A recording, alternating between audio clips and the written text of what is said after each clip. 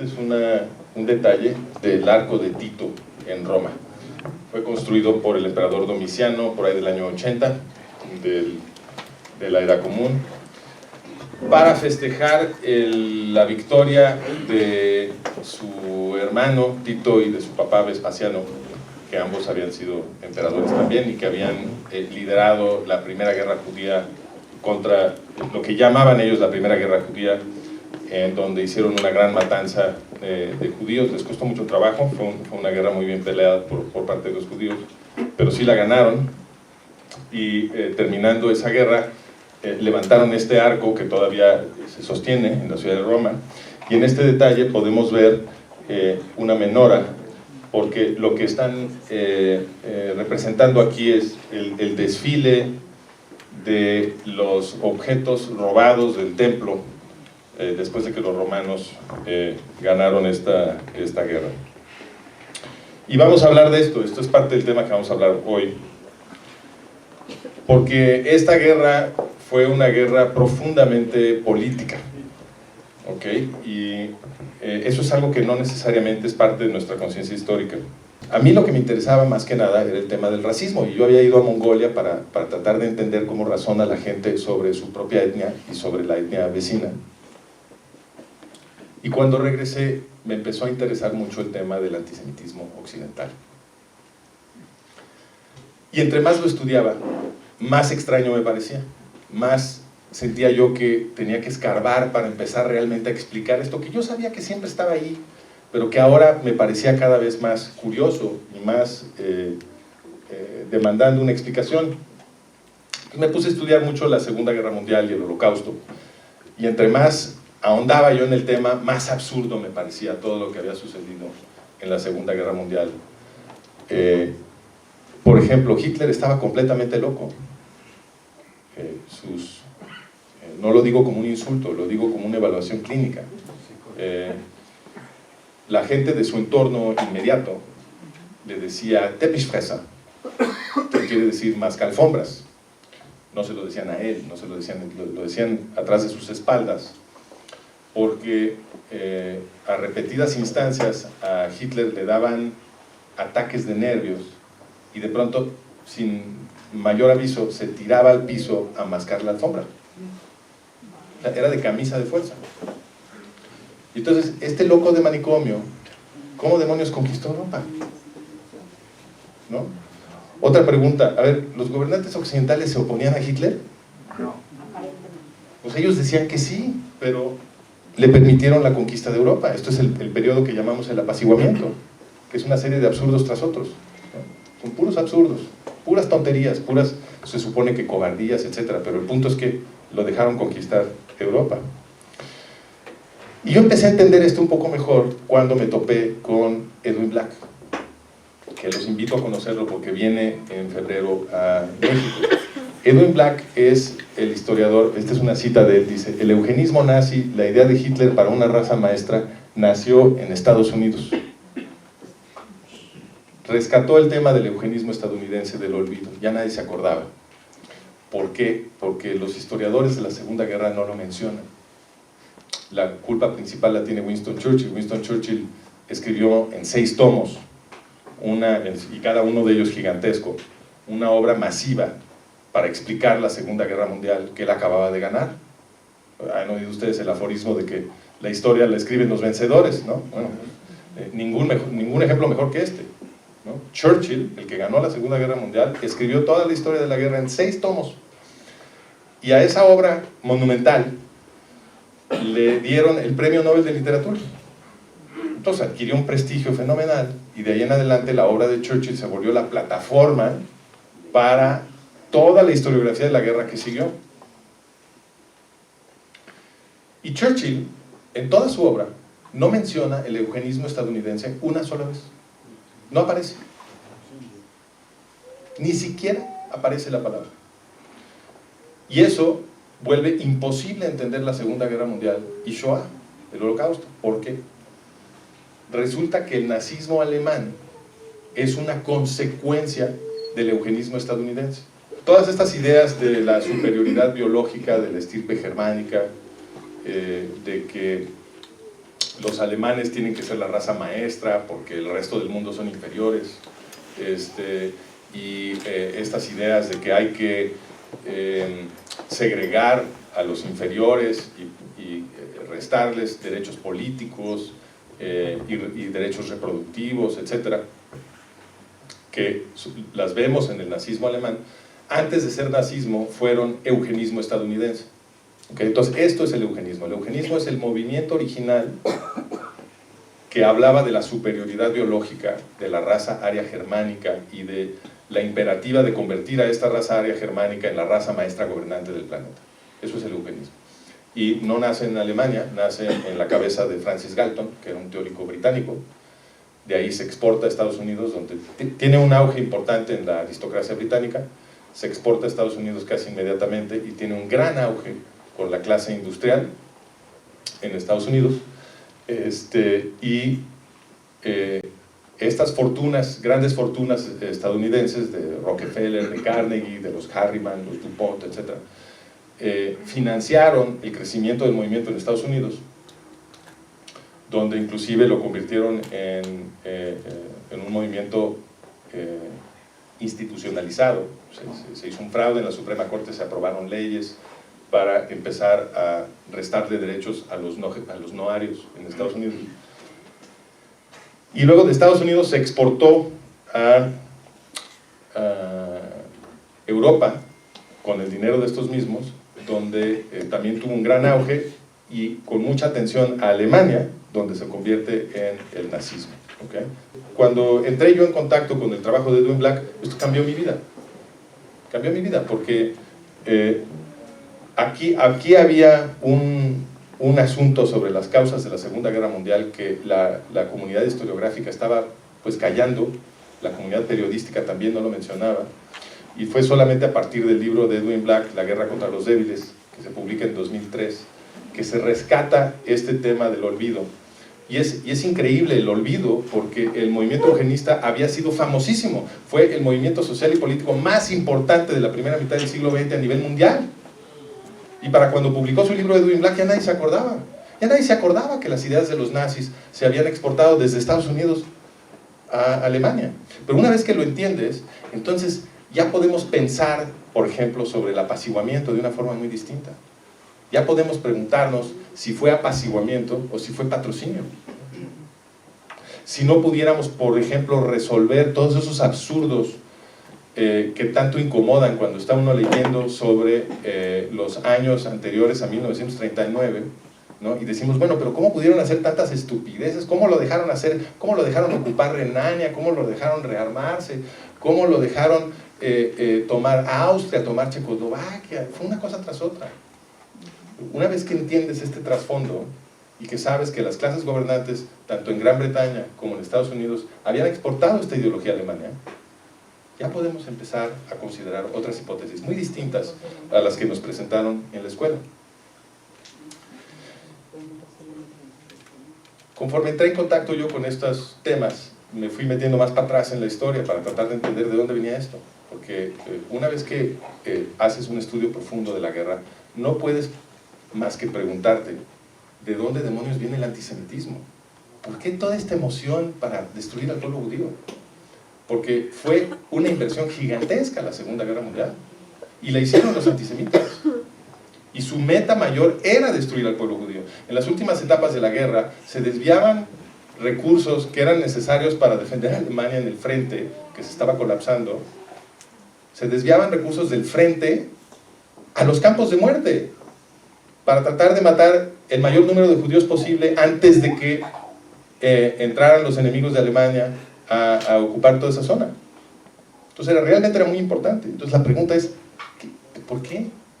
¿De dónde viene el antisemitismo? Entonces me fui cada vez más para atrás hasta llegar a la antigüedad. Y vi que siempre hubo grandes matanzas de judíos, y que en la antigüedad los responsables eran griegos y romanos. Y entre más estudiaba yo los griegos para entender este contexto, más me daba cuenta que había otro problema con la educación que yo había recibido en la escuela. Porque a mí en la escuela me habían dicho que los griegos inventaron la democracia. Y yo, entre más estudiaba a los griegos, más contradicciones encontraba yo con esta representación. Aquí está, por ejemplo, el historiógrafo del mundo clásico, Michael Finley, un erudito muy famoso. Dice, los cálculos que a mí me parecen los mejores para Atenas, recuerden que Atenas se supone que es el sistema más liberal de los antiguos griegos, dice, los cálculos que a mí me parecen los mejores para Atenas sugieren que el total de esclavos llegó a los 80.000 a 100.000 esclavos en los periodos álgidos de los siglos V y IV. Esto es justamente el periodo que llamamos el periodo clásico.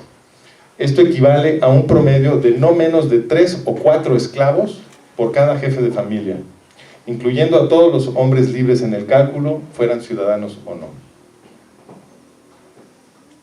3 o 4 esclavos por cada jefe de familia. ¿Eso es una democracia? Este es otro historiador, Thomas Cahill, dice, y este es muy fan de los griegos, pero fíjense lo que dice, lo que confiesa. Dice, peor que la tortura y la muerte era ser esclavo en las minas privadas de Laurión, al sureste de Atenas, fuente de mucha de la prosperidad ateniense, donde los mineros eran rutinariamente privados de comida, golpeados salvajemente y, muy de vez en cuando viendo la luz del día, trabajados a muerte. Tenían campos de muerte. ¿Una democracia tiene campos de muerte? ¿Perdón? ¿Quiénes eran los ciudadanos atenienses que votaban en la afamada democracia ateniense? Pues no eran más que el 14% en el mejor de los casos de la población. Todos eran soldados. No crean que por ser ciudadanos se la pasaban muy bien. Todos eran soldados y tenían que hacer servicio militar hasta los 59 años. Hasta los 59 años los podían llamar a combatir. Y había tanta guerra en la civilización helénica que, como dice el historiador Arnaldo Momigliano, dice, y lo cito, dice, los griegos terminaron por aceptar la guerra como algo natural, como el nacimiento y la muerte, acerca de los cuales nada podía hacerse. ¿No? La guerra ahí está todo el tiempo. Es como el nacimiento y la muerte. En el periodo clásico, 3 de cada 4 años, Atenas estaba en guerra.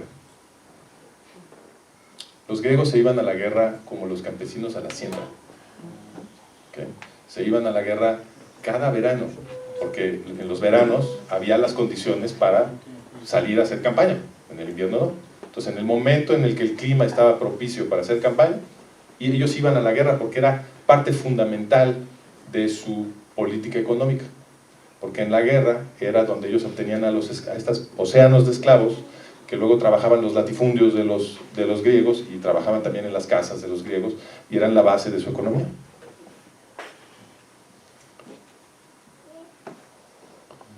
¿Cómo le iba a las mujeres en la sociedad ateniense? Perdón, este no lo traduje. Dice, es un lugar común de la historiografía clásica que en el periodo clásico el estatus político y social de las mujeres atenienses era deplorablemente bajo. Estaban relegadas a los rangos de los esclavos y de los niños. Y se la pasaban mucho peor que las mujeres de periodos posteriores y anteriores.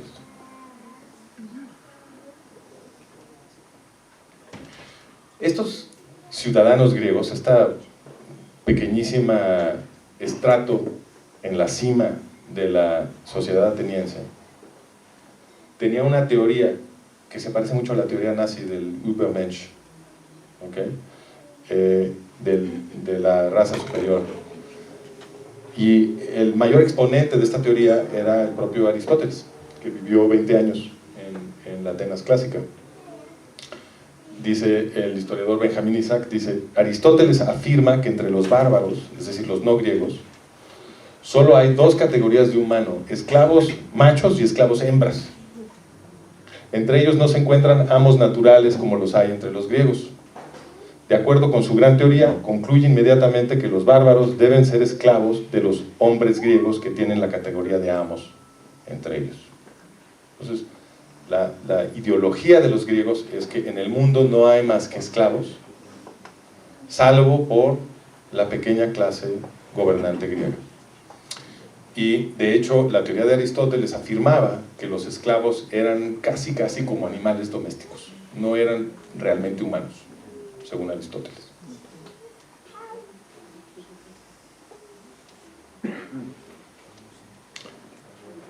En la escuela nos comparan siempre a Esparta y Atenas y nos dicen, no, sí, es que Esparta sí era horrible, ¿eh? Esparta era totalitaria y tenía muchos esclavos y era un horror de control y de ideología guerrera, y Atenas era la democracia. Y entonces las contrastan, ¿no? Pero no había mucha diferencia en realidad entre Atenas y Esparta. Esto lo explica un historiador del mundo clásico, Paul Cartledge. Dice: Esparta simplemente exhibía una versión extrema del punto de vista general aristocrático griego sobre las prerrogativas básicas de la colectividad de élite, una diferencia de grado, no de categoría. ¿Okay? Entonces Esparta sí era peor, pero era un poco más extrema que Atenas, no había una diferencia fundamental. La diferencia entre Esparta y Atenas era muy importante para los aristócratas griegos, porque a ellos es a quienes iba a afectar, pero ellos eran poquititos. Al océano de esclavos de abajo, estar en Esparta o estar en Atenas era lo mismo. ¿Okay? En ambos lados, en ambas ciudades-estado los brutalizaban a diario. En el contexto de todo esto, la educación que yo recibí, y que yo sé que ustedes también recibieron, pues más bien parece un timo, parece un fraude. Y es un fraude que está basado en un juego de palabras, en una ortografía. Porque es cierto que nosotros escribimos el sistema moderno que nos enorgullece como una gran contribución de los occidentales, la democracia moderna, lo escribimos con la misma ortografía con la que los griegos describían su propio sistema. Entonces, ellos decían democracia y nosotros decimos democracia. Y sí, una ortografía es descendida de la otra, eso sí es cierto. Pero eso no quiere decir que tengan el mismo significado. Ojo. Para nosotros, democracia significa que todos somos iguales. Eso es lo que significa democracia. Que todos somos ciudadanos y que todos somos iguales ante la ley. Y que todos tenemos representación en el gobierno. Eso es lo que significa democracia en el mundo moderno. Para los griegos no significaba eso. Obvio, pues si tenían océanos de esclavos. ¿Ok? Y los maltrataban a diario, de una forma infame. Para ellos democracia quería decir, aquí no hay rey. Eso es lo único que quería decir. ¿Okay? La clase gobernante griega se había ido deshaciendo de sus reyes y habían establecido sistemas que se llamaban oligarquías y democracias. Pero tanto en la oligarquía griega como en la democracia griega de la antigüedad, aparte de un grupo muy pequeño de ciudadanos guerreros, el resto de la gente estaba esclavizada. Y eso obviamente no es una democracia como nosotros usamos la palabra. Entonces, que nuestros profesores nos digan que los antiguos griegos inventaron la democracia como la conocemos nosotros, porque se la pasan diciendo eso. Y se la pasan diciendo que tenemos que agradecerle a la civilización helénica que nos haya heredado la democracia, etcétera, etcétera. Eso simplemente es falso. Los griegos no inventaron la democracia. Si el día de hoy alguien creara un estado sobre las bases de los antiguos griegos, una calca de un estado griego de la antigüedad, lo llamaríamos fascismo, lo llamaríamos nazismo. ¿Okay? No lo llamaríamos democracia. Entonces, ¿de dónde viene la democracia moderna? Obviamente no viene de los griegos. ¿De dónde viene? Voy a defender que viene del judaísmo. Para tratar de desenraizar este misterio de dónde viene la democracia y cuál fue el papel que jugaron los judíos y que jugó la Biblia en transformar las sociedades occidentales, que comenzaron siendo unas sociedades muy crueles, muy desiguales, muy opresivas. Yo diría las peores del planeta, porque las sociedades mesopotámicas eran muy superiores a las occidentales, tanto en compasión como en derechos para la gente de abajo. De hecho, tenían pocos esclavos, no eran la base de la economía los esclavos en Mesopotamia. Los esclavos tenían derechos legales, podían inclusive negociar para mejorar sus sueldos, etc. No eran dueños de los medios de producción, no podían libremente cambiar de empleo, pero sí tenían muchas protecciones bajo la ley, que no existían en el mundo clásico. ¿Okay? En el mundo clásico, los esclavos eran eran objetos, eran tratados como objetos o como animales domésticos. En cambio en Mesopotamia, aunque eran esclavos, eran tratados como personas. ¿Okay? Entonces, las peores sociedades del mundo, que eran las sociedades antiguas de Grecia y Roma, se convirtieron a lo largo de 25 siglos en las mejores sociedades del mundo.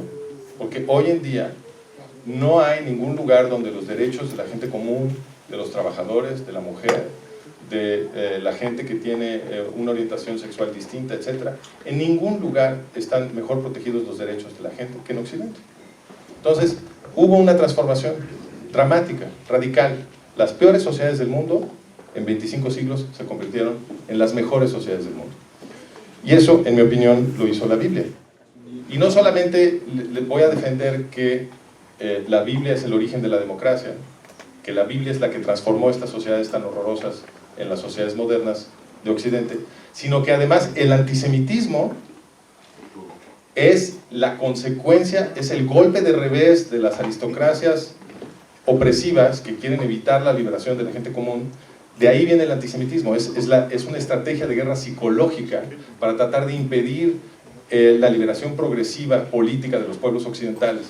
Y como no se ha completado esa liberación, esta es una lucha que continúa, por eso también seguimos con antisemitismo, que esta es una guerra psicológica que se renueva cada generación. Entonces estas dos cosas están ligadas. La contribución de la Biblia a la liberación política de los pueblos occidentales está ligada al antisemitismo, porque el antisemitismo es el golpe de revés de las aristocracias opresivas. Y para ver esto con mayor claridad, vámonos al mundo antiguo, al siglo I, cuando hubo un conflicto muy especial entre los judíos y Cayo César. Cayo César es el que le decían Calígula, le apodaban Calígula, por las botitas militares que le gustaba ponerse de chiquito. Se le quedó el apodo Calígula. Y aquí vemos el Imperio Romano en su máxima extensión. Este es un busto de Calígula, de Cayo César. Y es muy famoso Cayo César porque dicen que estaba completamente loco. Yo no voy a controvertir que Cayo César estuviera loco, si estaba loco. A mí lo que me molesta de hablar así de Cayo César es que la implicación es que los otros emperadores estaban cuerdos. Y la realidad es que la experiencia de tener poder totalitario enloquece a todo el mundo. Y los emperadores romanos todos eran totalitarios y todos estaban completamente locos y eran infinitamente crueles. Lo que distinguía a Cayo César de los otros emperadores no es que estuviera loco, sino que era un poco más payaso. Eso es todo, ¿no? Entonces, Cayo César es el que hizo cónsul de su caballo, ¿no? Este tipo de payasadas ofendían a los aristócratas romanos y por eso se quedó la tradición de que estaba especialmente loco. Pero, digo, Cayo César era sobrino de Tiberio César, y Tiberio César era paranoico y estaba encerrado en la fortaleza de Capri, donde torturaba gente a muerte para divertirse. Estaban locos todos, ¿no? Nada más era un poco más payaso. Y entonces, como era muy payaso y odiaba mucho al pueblo judío, se le ocurre un día, porque Roma gobernaba toda esta zona, que incluía Jerusalén y zonas aledañas, y se le ocurre un día, ya sé cómo voy a fastidiar a los judíos, los voy a hacer enojar, voy a ordenar que se erija una estatua del emperador mía, y la voy a instalar en el templo de Jerusalén. Esta es una reconstrucción de cómo probablemente se veía el templo de Herodes en Jerusalén. Y pues el que tiene que acatar esta orden es un fulano Petronio, que es el gobernador de Siria. En aquel entonces Jerusalén era gobernado desde Siria. Y entonces Petronio se la piensa, ¿no? Dice, pues, a ver, si yo instalo la estatua de Cayo César en el templo, pues estos fanáticos religiosos de los judíos se van a poner como locos, y yo voy a tener un problema de control de población aquí en toda la zona que me toca gobernar, ¿no? Por un lado. Por el otro lado, si no pongo la estatua como me ordena el emperador, pues este es el emperador totalitario, absolutista, dictatorial, el amo de todo el Mediterráneo, que tiene el poder arbitrario de la vida y de la muerte sobre cualquier individuo aquí, ¿no? Entonces, pues, él tenía que decidir a quién voy a ofender, al emperador o a los judíos, ¿no? Entonces la piensa, y luego de ponderarlo, decide que prefiere ofender al emperador. Y en esa decisión de Petronio está una fotografía de la estructura del balance de fuerzas político que había en ese momento en el Mediterráneo. Quiere decir que los judíos eran muy poderosos. Y ahorita vamos a explorar un poquito más por qué. Entonces, lo que hace Petronio es que le manda una carta al emperador y le dice: Su Altísima Majestad, qué buena idea, pero yo voy a aconsejar que mejor no, porque si colocamos una efigie de Su Altísima Majestad en el Templo de Jerusalén, pudiera resultar una revuelta de los judíos que el imperio no va a poder contener y perdemos el imperio. Ah, chihuahuas. No, pues entonces sí le tenía muchísimo miedo a los judíos Petronio. Entonces, Cayo César recibe esa carta, la lee, la pondera y le manda una carta de regreso a Petronio que dice: suicídate.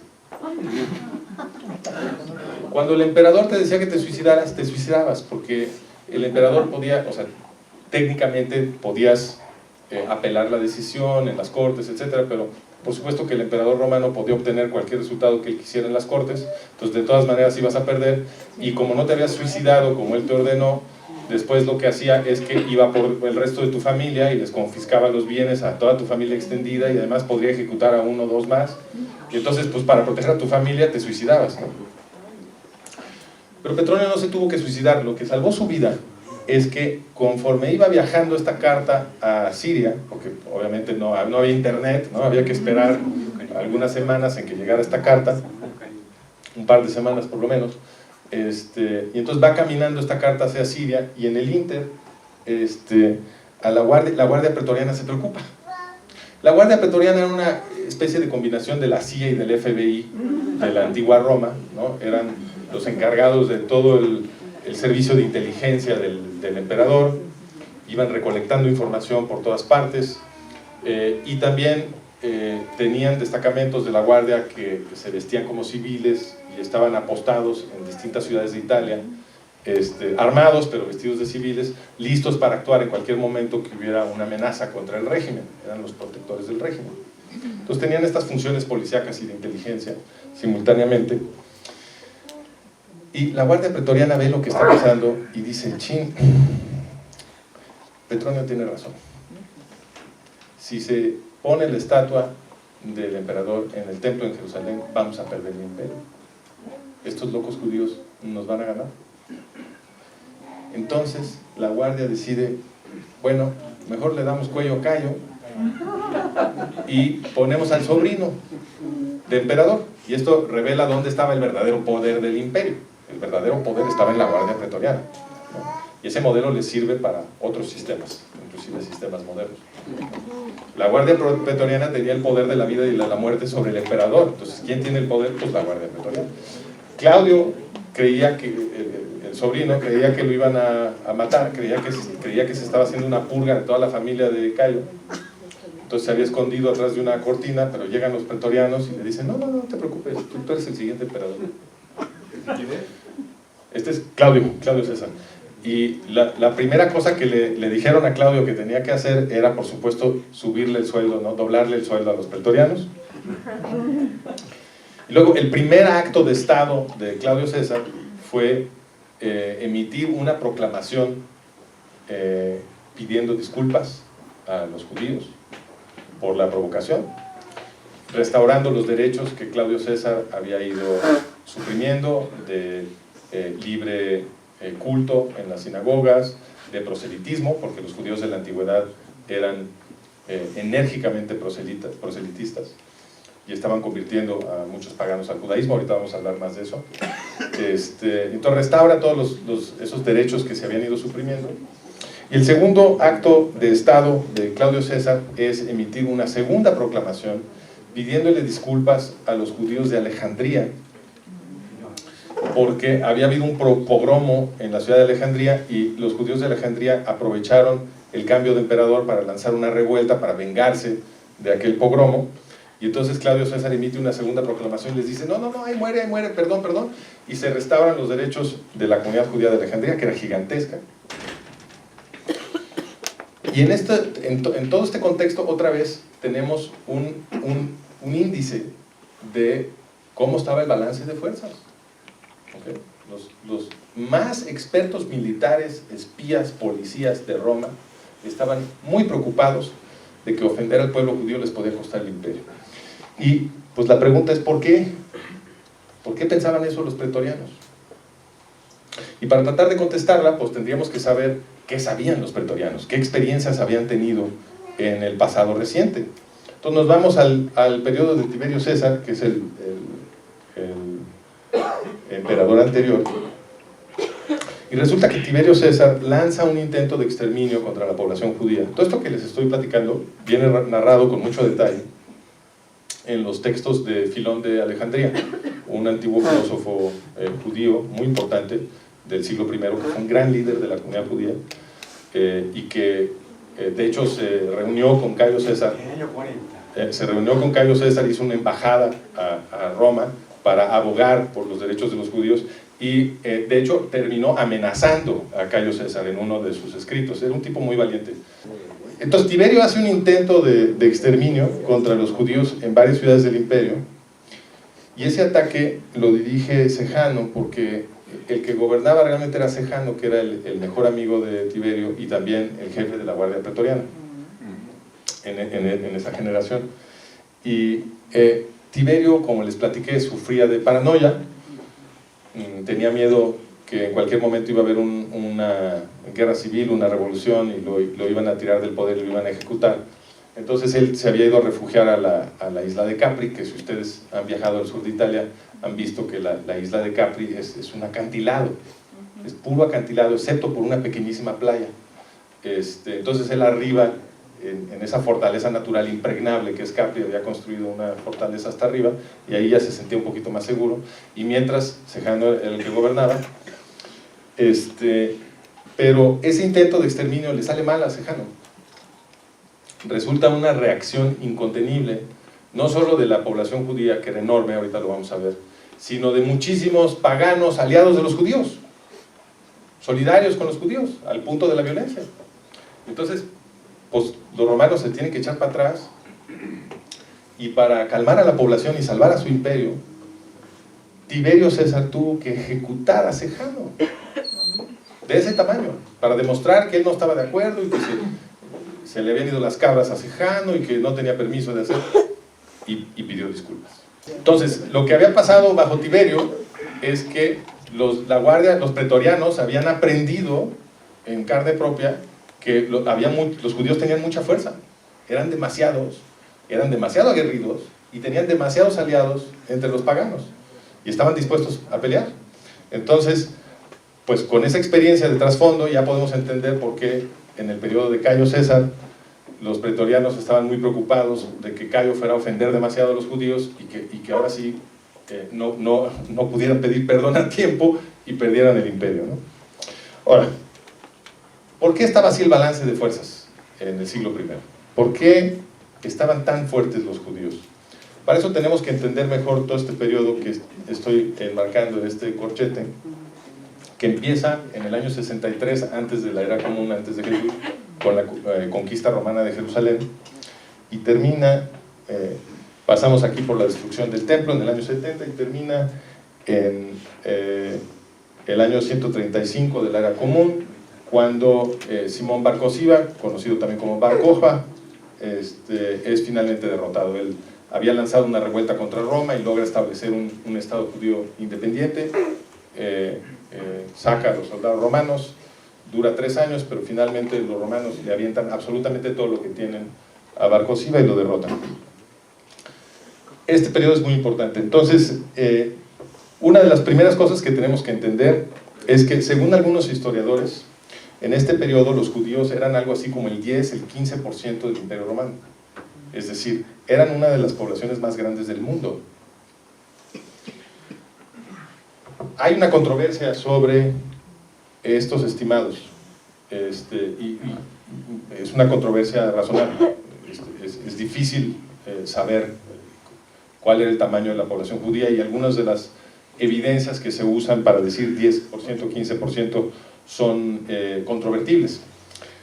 Pero ahorita van a ver que no importa mucho esa controversia, porque tenemos la evidencia de que la Guardia Pretoriana se moría de miedo. Entonces, el porcentaje que ustedes quieran decir que es el correcto, pues era suficiente, eso es lo único que importa, ¿no? Y además de este porcentaje de judíos, había un porcentaje todavía más grande, una población todavía más grande de lo que los judíos llamaban temerosos de Dios. Y los temerosos de Dios eran paganos que estaban enamorados de la religión judía. ¿Okay?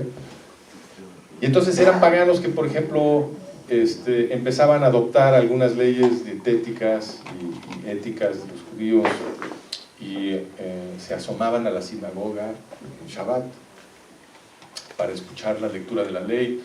Las sinagogas y los Bet Midrash tenían, había un lugar especial donde se tenían que sentar los paganos, no se podían mezclar con los judíos, pero podían entrar, se sentaban en su lugar especial y escuchaban la lectura de la ley.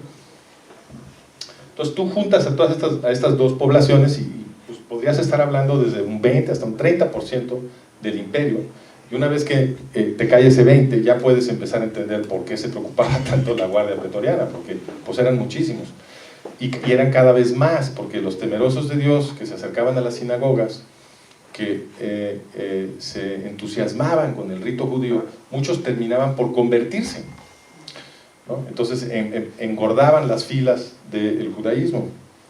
Pues la siguiente pregunta es, ¿por qué? ¿Por qué era tan emocionante para estos paganos el judaísmo? Porque esta es una situación que a los oídos modernos suena aberrante. Todo lo que nosotros recordamos, no solamente del siglo XX, sino de los siglos anteriores, es que los judíos son terriblemente impopulares. Y en siglo tras siglo tras siglo son perseguidos, asesinados, expulsados, convertidos a la fuerza. ¿Qué explica que en el siglo I la emoción del grueso de la población iba en la dirección contraria, y que de hecho la gente se quería convertir al judaísmo? Aquí citas de dos historiadores nada más para documentar el fenómeno, porque muchos judíos cuando les platico esto no me creen, porque la situación es tan distinta a la que ellos conocen. Pues la primera cita es del historiador Shea Cohen, de un libro muy bonito que se llama De los Macabeos a la Mishnah, Dice, muchos gentiles, personas que no eran judías, hombres y mujeres, se convirtieron al judaísmo durante los últimos siglos antes de la era común y los 2 primeros siglos de la era común. Aún más numerosos todavía, sin embargo, eran los gentiles que aceptaban ciertos aspectos del judaísmo, pero no se convertían. ¿Okay? La otra cita es del historiador Paul Kerestes, que dice, los muy activos esfuerzos de conversión de los judíos causaban mucha fricción entre el poder imperial de Roma y el judaísmo. Pues esta no era simplemente una religión con ojos para el mundo, sino que tenía mucho contenido político. Es fácil ver, dice, que el proselitismo judío se habría traído abajo al sistema romano entero. Esto precisamente era lo que preocupaba a la Guardia Pretoriana. Es fácil ver que el proselitismo judío se habría traído abajo al sistema romano entero. Pues, ¿qué estaba pasando? ¿Por qué era tan emocionante el judaísmo? Esta es una cita del senador Séneca, un senador romano del siglo I. Dice, no sobrevive el texto donde escribió esto Séneca, pero fue citado por Agustín de Hipona, San Agustín, en su texto muy famoso, Ciudad de Dios. Entonces, por lo menos tenemos este fragmento, y es un fragmento muy ilustrativo. Dice, las costumbres de esta maldita raza, se refiere a los judíos, han adquirido una influencia tal que son recibidas en todo el mundo. Los vencidos le enseñan leyes a los vencedores. Nuevamente un testimonio de la enorme popularidad del pensamiento judío y del rito judío en el siglo I. Y miren esta cita de Dio Casio, que es un antiguo historiador romano del siglo IV, me parece. y escribe así, dice: no sé cuál sea el origen de este nombre que usan, judaios, judíos. Dice, pero también se refiere a otras personas, incluidos extranjeros, o sea, también le dicen judíos a estos extranjeros, que enérgicamente siguen sus costumbres. Está hablando de los conversos, está hablando del enorme océano de conversos al judaísmo. Dice, y esta gente, los conversos, se encuentra inclusive entre los romanos. Repito, y esta gente se encuentra inclusive entre los romanos.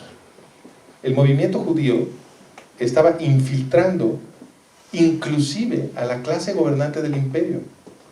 De tal suerte que el mismo Séneca, me parece que es en Epístolas Morales o en alguno de esos textos, reportó que ya no podía ser vegetariano, porque la policía romana andaba tratando de identificar judíos secretos en base a sus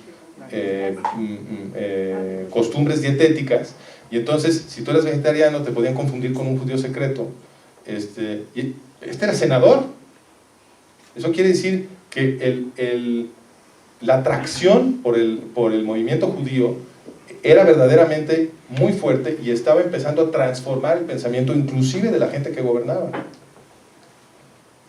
Dice, aunque a menudo reprimidos, los judíos crecieron hasta alcanzar la más grande extensión, ganando por la fuerza la libertad de su culto religioso.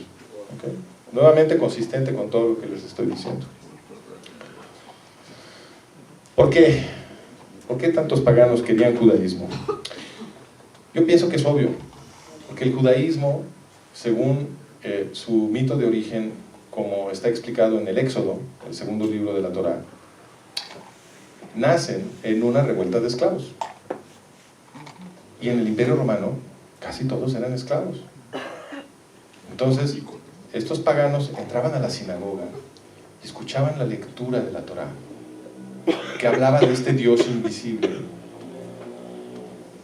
que estaba a favor de los de abajo, que había organizado una revuelta de esclavos en Egipto para sacarlos a la libertad, y que después les había entregado una nueva ley para crear una sociedad utópica, horizontal, donde no se oprime a nadie, donde se dividen los poderes, donde la viuda, el pobre, el esclavo, porque hay una categoría de esclavo en la ley judía, aunque en realidad es un error de traducción, son sirvientes, ¿no?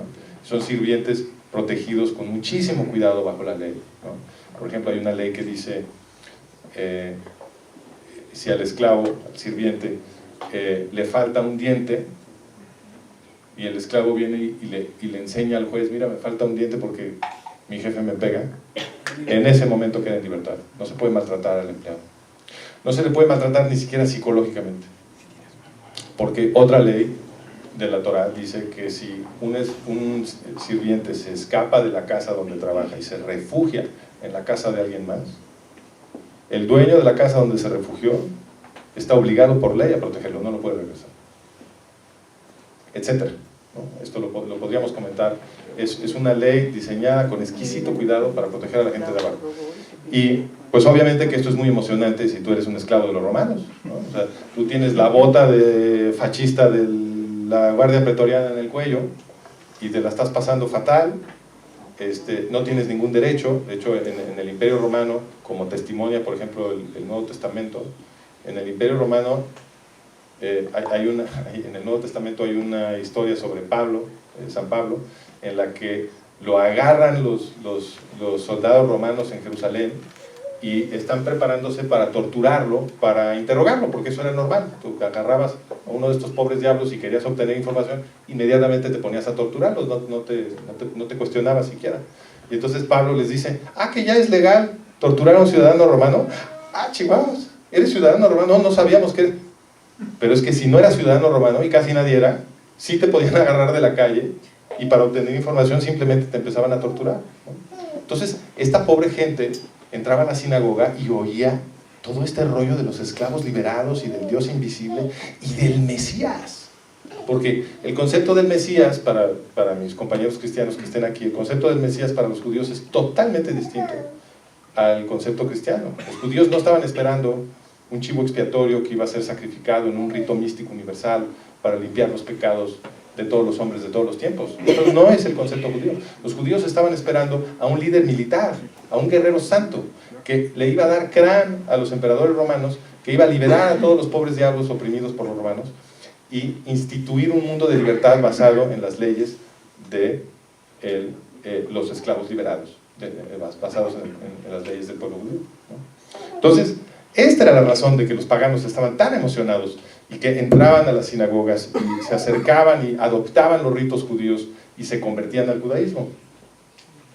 Bueno, con todo este contexto en la cabeza, creo que podemos hacer ciertos paralelos al mundo moderno y ver hasta dónde lógicamente nos permite llegar. Tenemos que los romanos, como los griegos antes de ellos, tenían una economía y política basada en la guerra externa y en la esclavitud. Tenían campos de muerte, igual que los griegos tenían minas donde los esclavos eran trabajados a muerte. Tenían una actitud violenta y cruel contra los pueblos subyugados. Conocen ustedes todos el ejemplo del circo romano, que es casi inimaginable. Este era el cine de los antiguos romanos, era irse al circo a ver cómo un pobre diablo que habían secuestrado se lo comía una bestia africana, ahí enfrente de ellos. O cómo dos pobres diablos combatían a muerte y estallaban en sangre ahí enfrente de ellos. Este era su cine, ¿no? Una sociedad profundamente patológica. Y esto es lo que nos celebran en la escuela. En la escuela, para pasar de grado, tú tienes que hacerle caravanas a los griegos y a los romanos. Esta es la educación que recibimos. Y tenían un emperador absoluto al que saludaban con el brazo alzado. Ave César. ¿Okay? Bueno, pues ¿a quién se parecen? Los nazis, ¿no? Check, check, check, check. Pues la pregunta es... y cometieron genocidio contra el pueblo judío. Ese es el otro parecido profundo con los nazis, ¿no? Porque eso fue lo que fue la primera guerra judía y la revuelta de la diáspora y la segunda guerra judía. En su conjunto, desaparecieron prácticamente a los judíos del Mediterráneo. Fue un gran exterminio. De hecho, de acuerdo a los historiadores que estudian este antiguo genocidio, los romanos, en términos proporcionales, mataron más judíos que Hitler. O sea, los números absolutos de las poblaciones, obviamente, son muy distintos. En el mundo antiguo había, en números absolutos, mucha menos gente, ¿ok? Pero como proporción del total de judíos que había en el mundo antiguo, los romanos mataron más judíos que Hitler. Esta es una cita del historiador James Carroll sobre aquel genocidio. Dice: en el clímax de violencia que fue la guerra de 66 a 73, la primera guerra judía, Jerusalén fue arrasada y cientos de miles de judíos fueron muertos. Flavio Josefo y Tácito estiman que el número de muertes judías fue alrededor de 600.000. En la segunda guerra judía, 60 años después, el monto de víctimas judías se estima en 850.000. Cualesquiera que sean los totales exactos, estos vastos números de víctimas fueron muertos sin los métodos mecanizados que vuelven a la guerra moderna tan letal. Y por lo tanto las analogías entre Roma y lo peor de las dictaduras del siglo XX, es decir, Adolfo Hitler, no son desatinadas. Si las legiones romanas hubiesen contado con ametralladoras, bombas, vías de tren y gas venenoso, ¿quién puede afirmar que un solo judío hubiera sobrevivido el siglo II? Pero como les digo, se quedó corto Carroll, ¿okay? Porque los romanos lo hicieron todavía más grande que Hitler. Bueno, brinquemos entonces a el siglo XX. En el siglo XX tuvimos el genocidio nazi, y entonces la pregunta aquí de análisis político es la siguiente. Está clarísimo, por todo lo que les vengo de platicar, que en el mundo antiguo, en el siglo I, en el Mediterráneo, los judíos estaban liberando a los pueblos mediterráneos. Los pueblos mediterráneos se estaban uniendo al pueblo judío para luchar en contra de la opresión romana. Y los romanos exterminaron a los judíos justamente para impedir la liberación de los pueblos occidentales.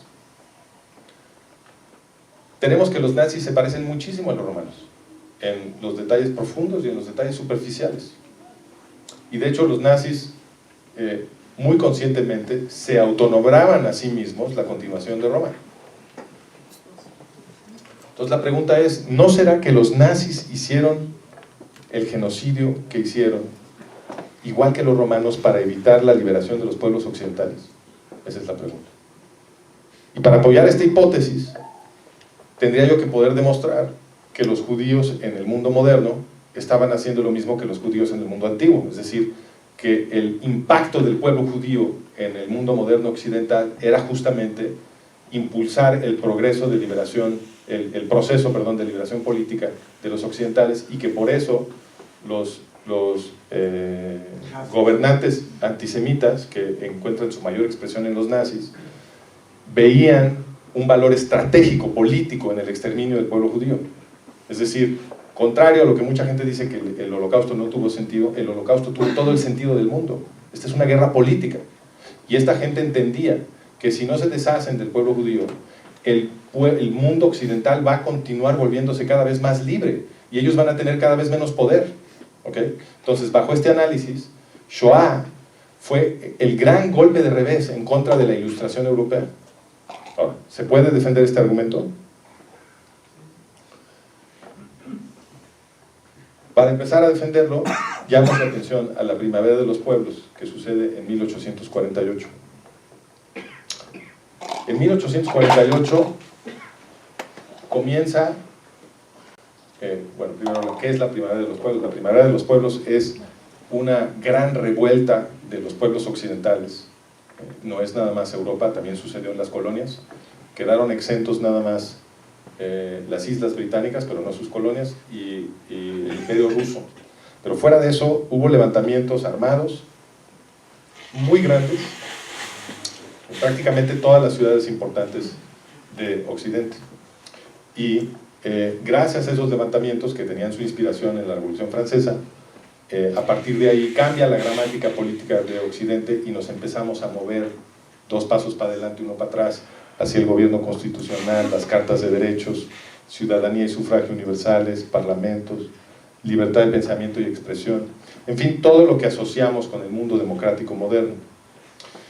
Esto es posible porque hubo una Revolución Francesa, como les decía, y la Revolución Francesa, que si bien fue derrotada en 1815, renace, digamos, en 1848 y gana su victoria póstuma en ese año. Ahora, todo esto viene, la Revolución Francesa es posible por la Ilustración europea. Sin la Ilustración europea no hay revolución.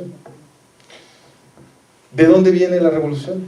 La Ilustración viene del pensamiento judío. El padre de la Ilustración es este señor Baruch Spinoza. ¿Okay?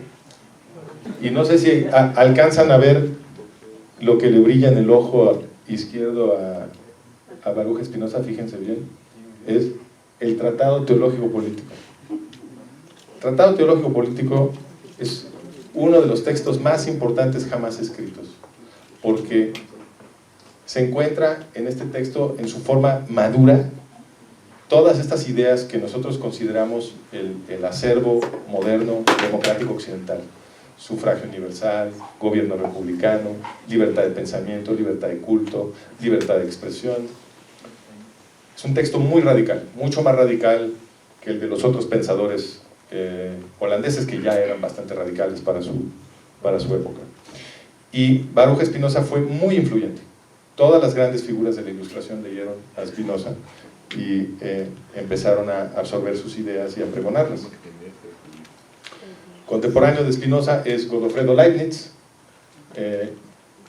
Godofredo Leibniz se quejaba porque él, aunque era un genio, un tipo muy inteligente, un gran erudito y científico, pero en política era reaccionario y le chocaba lo que estaba haciendo Spinoza, y se quejaba de que las ideas de Spinoza eran las ideas de Maimónides, el más grande filósofo y rabino de todos los tiempos. Ahorita vamos a Maimónides. ¿Qué nacionalidad tenía? Este era alemán. ¿Y Spinoza? Spinoza era un judío que había escapado de Iberia, de las persecuciones ibéricas, y se había refugiado en Ámsterdam, de una familia que se había refugiado en Ámsterdam. Él ya era holandés. Decía Godofredo Leibniz, las ideas de Spinoza se infiltran gradualmente en las mentes de los hombres aristocráticos que gobiernan al resto y de quien todo depende, y se escurren dentro de los libros populares, inclinándolo todo hacia la revolución universal que amenaza a Europa. Entonces, las ideas de Spinoza, dice Leibniz, son como un virus que está infectando a toda la gente con educación. Y si continúan infectando estas ideas de Spinoza a la gente que lee y que piensa, va a haber una revolución. Se va a perder el orden aristocrático europeo. Tuvo razón Leibniz, porque 85 años después de que Leibniz hizo esta predicción, se convirtió en profeta, porque precisamente las ideas de Spinoza produjeron cada vez un auge mayor de la Ilustración, y 85 años después de esta predicción estalla la Revolución Francesa, que cambia para siempre, bueno, no para siempre, pero digamos, tuvo un efecto gigante en la política occidental. Bueno, decía Godofredo Leibniz que eran las ideas de Spinoza las que estaba vendiendo, que Spinoza estaba vendiendo las ideas de Maimónides. ¿Quién es Maimónides? Pues Maimónides es un gran, para casi todo el mundo, el más grande rabino de todos los tiempos, del siglo XII, muere a principios del siglo XIII, y es un nombre que no conviene quizás tratar de emular, porque era el filósofo aristotelista más importante de su generación, era el más grande rabino de todos los tiempos, era matemático, astrónomo, y además era un gran médico, era un médico científico experimental, cuya fama, aunque estaba él de médico del gobernante de Cairo, su fama llegaba hasta Europa, y encima de eso es un gran pensador político. También le brilla el ojo a Maimónides, que yo creo que sin ninguna controversia podemos decir que Maimónides era muy guapo, y lo que le brilla en el ojo es la Guía de Perplejos, que es un esfuerzo por decir, a ver, la ley de Dios, pues es la ley de Dios, la tenemos que seguir, pero yo les voy a demostrar que si ustedes quieren producir una ley basado en primeros principios racionales para producir una sociedad que vive en paz, en hermandad, con justicia, con solidaridad, lo que terminas produciendo es la Torá, ¿no? Y este es el esfuerzo racional, digamos aristotélico, de la defensa de la Biblia que hace Maimónides en Guía de Perplejos. Y ese texto fue terriblemente influyente con un gran genio católico que es Tomás Aquino, que vive en la siguiente generación, nace un poquito después de la muerte de Maimónides, y Aquino es el que transforma el pensamiento de los intelectuales católicos, que eran todos curas, y los mueve del platonismo, que es el misticismo, que es superstición, al aristotelismo, que es razón y es ciencia, ¿okay? Esta transformación la logra Aquino, pero decir que la logra Aquino es decir que la logró Maimónides, porque Summa Teológica, que es la obra maestra de Aquino, como explica el historiador Douglas Chris, dice: sin el menor tapujo, Tomás Aquino toma prestadas las ideas de Maimónides en cantidades prodigiosas. Generalmente le da crédito, dice, como dice el rabino Moisés, y bla bla bla, y lo cita. No siempre, pero en general lo cita, le atribuye las ideas a Maimónides. Dice: Tomás Aquino aborda la ley de Moisés bajo la influencia de la Guía de Perplejos de Moisés Maimónides. En la tercera parte de la guía, Maimónides parece arguir por la razonabilidad inherente de los preceptos de la Torá, intentando aprehender la intención racional detrás de la legislación sinaítica. A pesar de que el cristianismo consideraba como abrogada la ley de Moisés, Tomás Aquino intenta salvar la sabiduría política del Viejo Testamento, arguyendo que el régimen mosaico puede servir todavía como una guía para los pensadores políticos cristianos. Esto rayaba en la herejía, y de hecho Tomás Aquino fue investigado por el Santo Oficio, por la Inquisición, porque la libró, pero sí fue investigado. ¿Por qué? Porque él estaba diciendo que la ley judía era políticamente relevante para los cristianos, y todo el esfuerzo que había hecho la Iglesia Católica era de decir: es que la ley judía es obsoleta, es un fósil, ya no sirve, lo que sirve es el sacrificio de Jesús. Entonces, esta opinión de Tomás Aquino, que estaba basada en el análisis de Maimónides en Guía de Perplejos, rayaba en la herejía, y fue influyente, porque en este periodo empiezan a surgir justamente los movimientos protoprotestantes, de los albigenses, de los cátaros, de los, ya voy a terminar, de los albigenses, los cátaros, los lollardos, los husitas, que antes de Calvino y Lutero tuvieron un impacto importante en el mundo cristiano y que se querían separar del Papa. ¿Okay? Ellos consideraban que el Papa era un anticristo. ¿Por qué? Porque el Papa no estaba respetando el contenido ético y moral de los textos bíblicos. ¿Qué estaban haciendo estos protoprotestantes? Estaban traduciendo el texto bíblico a los vernáculos europeos. Y entonces cuando tú haces esto, cuando tú la Iglesia Católica prohibía la traducción del texto bíblico. Estaba prohibido en el medioevo leer la Biblia. Solamente podía producirse en latín y solamente los curas hablaban latín. ¿Por qué? Porque el gobierno de la Iglesia es grecorromano, siempre lo ha sido. Y el gobierno de la Iglesia estaba aliado con los príncipes alemanes que gobernaban toda Europa, y esta era una alianza ideológica militar para mantener a todo el mundo en una semiesclavitud. Entonces, el gobierno de la Iglesia entendía que si la gente leía el texto de los esclavos liberados, pues se iban a volver a querer liberar. Por eso estaba prohibido que la gente leyera la Biblia. ¿Qué pasa con los movimientos protoprotestantes? Empiezan a traducir a la Biblia, empiezan a leer la ley de los esclavos liberados y se radicalizan.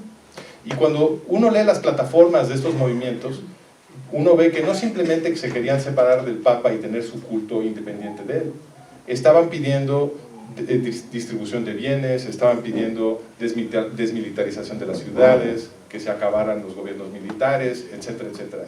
Hay demandas muy modernas en estos movimientos protestantes y la causa de estas demandas es que están leyendo la Biblia. ¿Okay? Y así nos vamos hasta que se produce la Ilustración Europea. Los movimientos protestantes de Calvino y Lutero finalmente lograron un empate. Los movimientos anteriores todos fueron exterminados, pero los movimientos de Calvino y Lutero logran un empate porque para entonces ya se había inventado la imprenta. Y eso permitía que estos nuevos movimientos cristianos produjeran propaganda a una velocidad que les permitía competir con el poder de convocatoria de la institución de la Iglesia. ¿Okay? Entonces, ese es mi análisis. Es gracias a todas estas contribuciones que tienen como su origen último la Torá, que Occidente se fue transformando a lo largo de 25 siglos. Empezamos con las peores sociedades del planeta, las más crueles, las más represivas, y terminamos con las mejores sociedades del planeta. Y esa transformación la consiguió la Biblia hebrea. Porque la Biblia hebrea es el origen del principio de que todos somos iguales ante Dios y que por lo tanto todos debemos de ser iguales ante la ley. Es por supuesto un principio que también se encuentra en el cristianismo y no es coincidencia porque ese principio el cristianismo lo toma del judaísmo. ¿Okay? Y también el cristianismo influyó mucho, es decir, fue muy influyente para que tanto Maimónides como Spinoza pudieran reinyectar estas ideas radicales y movernos hacia la democracia en un público cristiano. Pues fue muy importante que estaban hablando con cristianos que tenían en la cabeza este principio de que somos todos iguales ante Dios. Cuando una persona tiene ese principio en la cabeza, se puede razonar con ellos y hacerles ver que las sociedades en las que viven son injustas y que hay que transformarlas. Creo que es muy importante reflexionar sobre este camino histórico. Hay distintas maneras de producir conciencia mística. Hay gente que lo hace meditando, hay gente que lo hace comiéndose hongos, hay gente que lo hace de distintas maneras. Pero lo que es la conciencia mística es de pronto darte cuenta que eres parte de un todo y que la unión de todos los seres humanos y de todos los seres vivos es algo sagrado y bonito. Una manera de generar esa conciencia mística es con conciencia histórica. Es darte cuenta que el trayecto que hemos recorrido como especie, o por lo menos como occidentales, es una cosa muy importante. Porque, y bueno, y sí podemos decir como especie, porque la trayectoria política de los occidentales ahora es mundialmente influyente, ¿no? Entonces podemos decir que ya incluimos a todo el planeta en esta gran narrativa. Y esta es una trayectoria que cuando la entiendes, cuando la platicas, cuando la razonas, te das cuenta que nuestros antepasados han ido construyendo generación tras generación tras generación el mundo en el que ahora vivimos, que es un mundo muy bueno. Nos faltan muchas cosas por componer, tenemos muchas cosas todavía de que quejarnos, estoy de acuerdo, pero eso es porque somos imposibles de satisfacer. Y qué bueno que vamos a seguir mejorando el mundo, pero la trayectoria que hemos recorrido es una cosa increíble. Las sociedades de la antigua Grecia y Roma, ustedes no se las pueden imaginar, excepto viendo películas sobre los nazis, porque eso es lo que eran, ¿ok? Entonces, creo que es súper importante, tanto para los judíos como para los cristianos, tener esta visión de la importancia del texto bíblico, porque el texto bíblico, hoy por hoy, sigue siendo el centro de la historia mundial. Y es el texto bíblico el que causó esta transformación a lo largo de 25 siglos en Occidente, que es una transformación que ahora es, como decíamos, mundialmente influyente. Yo creo que esa conciencia nos da un panorama místico, nos une con nuestros antepasados en una gran línea de tiempo, que habla de un progreso paulatino en el que el mundo se está salvando. Y es bien importante tomar esta conciencia para poder ver cómo nosotros vamos a contribuir a continuar este proceso. Y yo creo que eso lo que quiere decir en nuestra generación es, antes que nada, combatir el antisemitismo.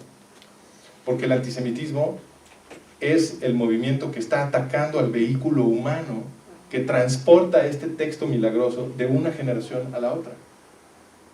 ¿Okay? Entonces yo los invito a conocer más esta historia de la Biblia y del pueblo judío y a enorgullecernos todos del enorme impacto que ha tenido la Biblia, porque este es el verdadero centro de una ideología, perdón, de una identidad judía sana. Desgraciadamente en el mundo moderno he visto yo, porque en los últimos años he iniciado y estoy llevando a cabo un proceso de inmersión dentro del pueblo judío. Primero lo hice con los mongoles, ahora lo estoy haciendo con el pueblo judío. Estoy inclusive aprendiendo hebreo ya. Y en este proceso de conocerlos cada vez mejor, me doy cuenta que la identidad de muchísimos judíos está muy maltratada, y no entienden por qué tiene sentido ser judío, porque no ven más que cosas negativas, nos van a perseguir, nos van a venir a matar, nos van a venir a agredir. Pero eso siempre ha sucedido, y la razón de que siempre ha sucedido es de que los judíos están aquí en la tierra haciendo un milagro, están liberando a todo el planeta. Eso es lo que ha hecho la Biblia. Y si se nos olvida eso, pues entonces sí, ¿para qué ser judío? Pero si nos acordamos de eso, entonces de pronto no solamente tu identidad judía tiene sentido, sino toda la historia de Occidente tiene sentido y tu lugar en ella, y tienes una razón para seguir peleando. Y creo que hacia esa identidad es a la que tenemos que caminar. Muchas gracias.